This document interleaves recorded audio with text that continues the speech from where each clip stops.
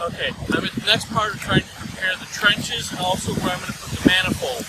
Now, in our application here, I'm going to have one where the water's coming out. I'm going to have a set of manifolds, 3 here. One to do with a simple water spigot, another to do this part, and a third to go around the side of the house. The next one, I have this trench here. It's going to go out, around, behind you. And it's going to go all the way up the front yard. And I'm going to have my other 3 zone up by my air conditioner. So I'm going to have another set of manifold valves up there. Okay, so I don't have to have them all at the exact same place. Now, in order to get trenched over there, I need to bury my pipes to come under this concrete. Now, one thing that I saw in another video, and I'm going to simplify it here, was this gentleman came up with a water wand, as he called it. And basically, it's nothing more than a piece of galvanized pipe. I only got a 2-footer, but you could do longer, with an attached simple head for water spraying, and the garden hose. And here you have a female to female or a male to male connector, much like you would for a pressure washer. I would suggest getting brass because this one's going to leak on me bad. The intent here is, instead of trying to dig up and softening and ruining the base under the concrete, having it crack, by doing this, I can go ahead and put the hose under there. If the hose was loose, it would just be flexible.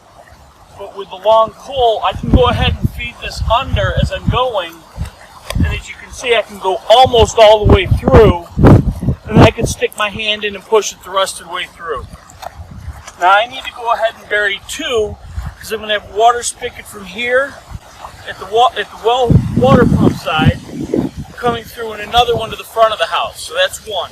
The second one is going to be my primary water coming from the main line all the way up to feed my next set of valves. I'm just going to go ahead and turn this on just to show you the intent. I'm not going to bore you with the full boring out of the whole thing, just so you can see the process. Okay, so as you can see, I got the hose coming, the water coming out here. I got a heck of a leak here, so make sure you probably be better for a brass connector for doing this joint. Now all I'm going to do is I'm going to come down here, and through water pressure, I'm just going to go. It's going to take a while, but by doing it this way, I'm doing a straight line through the dirt, and eventually bore my hole out all the way to the other side. One additional caveat on the trenching and burying is that when I'm moving the water wand in and out and shuffling it around, sometimes the nozzle will start to close. So you may need to pull that back out and reopen the valve of the hose head so that the water pressure goes back out. I had to adjust that several times, and it took about 25-30 minutes in order to tunnel all the way under with the water pressure.